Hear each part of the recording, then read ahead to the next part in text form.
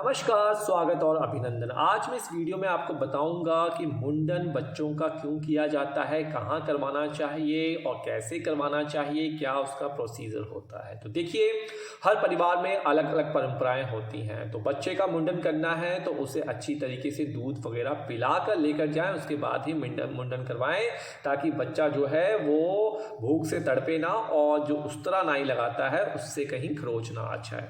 तो कुछ लोग घर में मुंडन करके बच्चे को पंडित जी के आशीर्वाद लेते हैं, तो कुछ लोग किसी शक्ति पीठ या तीर्थ स्थल जाकर बच्चे का मुंडन करवाना चाहते हैं, उसे अच्छा समझते हैं। जैसा कि वीडियो में आपको दिख रहा है, यह हरिद्वार की हर की पौड़ी है और यहाँ पे आपको अपने बच्चे को ले जाना है और वहाँ पे देखिए आपको जो नाई है वो आराम से मिल जाएंगे, किसी को घबराने की आवश्यकता नहीं है। वहाँ पे जाके करवाइए, ऑनलाइन बुकिंग के चक्कर में ना पड़िए, बहुत पैसे आपके खर्च हो जाएंगे। तो देखिए, हिंदू धर्म में मुंडन के दौरान जब बच्चा होगा वो माँ की गोदी में बिठाया जाता है। सबसे शुभ दिन जो होता है बुधवार बृहस्पतिवार होता है। और देखिए, कन्या है, अगर आपके पास बेटी है तो बेटी का मुंडन जो होता है शुक्रवार के दिन नहीं किया जाता है। इस बात को आपको ध्यान में लगाना है। तो सबसे पहले जो नाई साहब होंगे वो गंगा जी को लेकर आएंगे, गंगा जी से बच्चे का अभिषेक करेंगे, उसका सर जो है वो साफ करेंगे। तो बच्चे को माँ की गोदी में बैठाना है। मुंडन कराते समय बच्चे का जो चेहरा है पश्चिम तरफ आपको रखना है, जिसे अग्नि की दिशा भी कहा जाता है। इसके बाद जो नाई है उस तरह की मदद से बच्चे के सिर में बाल हटाने का जो कार्य है वो करते हैं। बाल हटाने के बाद बच्चे के सिर को गंगा जल से साफ करके हल्दी से चंदन का लेप लगाया जाता है।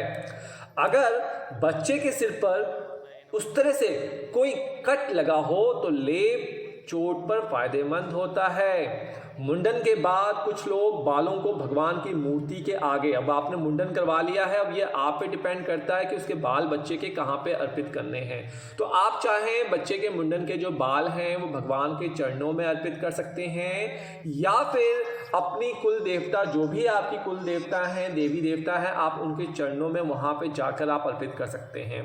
और अगर आपके पास मौका नहीं मिल रहा है तो आप बाल को रख लीजिए और जब आपको समय मिले कोशिश कीजिए साल के अंदर अंदर आप उसे वहाँ पे दे दीजिए, वहाँ पे अर्पित कर दीजिए।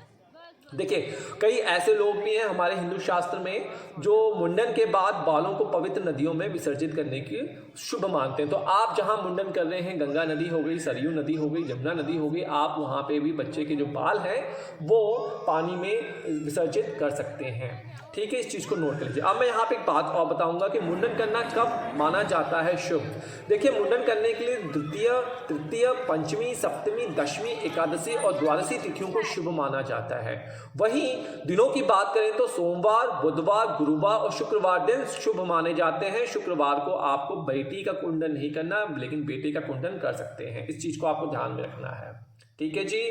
और जब बच्चे का मुंडन वगैरह हो जाए तो आप आराम से बच्चे को खिलाएं, बच्चे को इधर उधर घुमाएं, जिससे बच्चे को भी थोड़ा सा खुशी की भावना उसमें जागृत हो। तो कुछ लोग जो बच्चों का मुंडन होता है वो ऑड ईयर्स में किया जाता है, खासकर लड़कों का तीसरे, पाँचवें, सातवें में। और देखिए, जब मुंडन हो जाए तो घर पर आपको घी से बच्चे का जो सिर है, बाल कटे हैं, उसका जरूर अच्छी तरीके से मालिश करनी है, जिससे बाल जो हैं जल्दी से जल्दी आएंगे और बाल जो है अच्छे होकर आएंगे, किसी भी तरह की कोई समस्या नहीं होगी। ज़्यादा जानकारी के लिए ज्योतिष घर से जुड़िए। अभी तक के लिए जा दीजिए। नमस्कार।